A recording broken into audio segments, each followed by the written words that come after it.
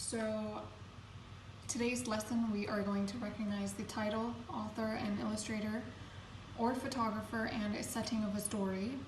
This week's story that we are reading is called Rich Gets Big. And so let's start with the lesson. Okay. So lesson 1, to recognize the title, author, illustrator, photographer, and setting of a story, Rich Gets Big.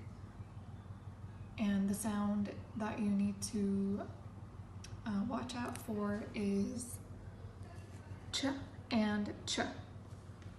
Words to know: be, grow, was.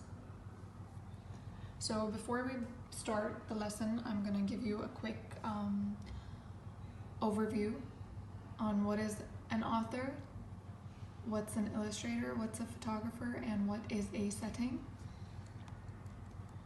So what is an author? An author is someone who writes the story.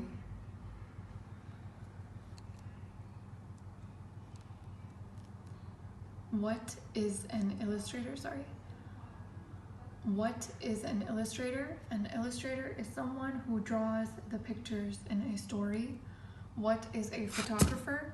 A photographer is someone who captures or takes photos. So a story either has an illustrator or it has a photographer.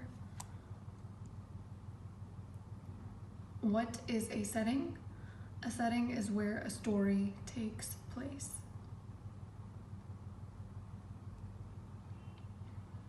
Now, opening activity, we are going to look at the first page and read aloud the title.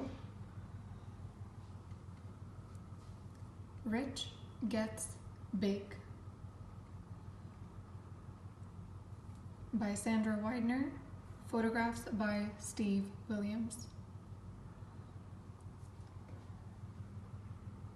Next, point to the name of the author. So next, point to the name of the author. The author is Sandra Widener. Point to the photographer. Photographer is Steve Williams. Identify who is Rich. Okay. Now, on the first page, what do you think that Rich is talking to his parents about? And let's read to find out. Rich has a wish to be big. Rich stands to get a branch. He cannot get it. Grow just an inch more, Mom calls. Rich wants to pitch and catch.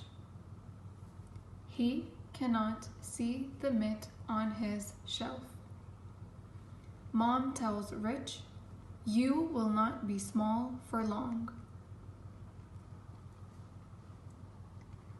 Rich sits on his porch with his cat, Patch.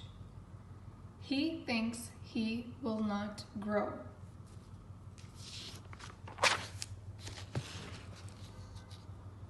Mom brings Rich a chest with snapshots.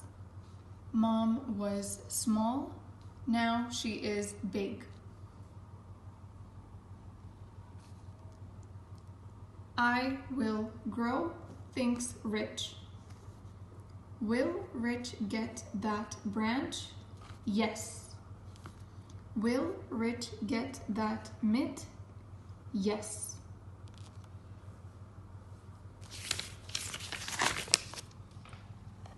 Okay, I want you to tell me, where do you think the story is taking place? As I can see, the story is taking place in Rich's house, in his porch.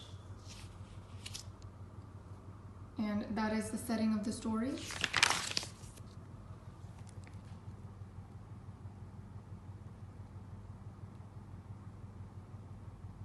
Now, I want you to read the story aloud after watching this video.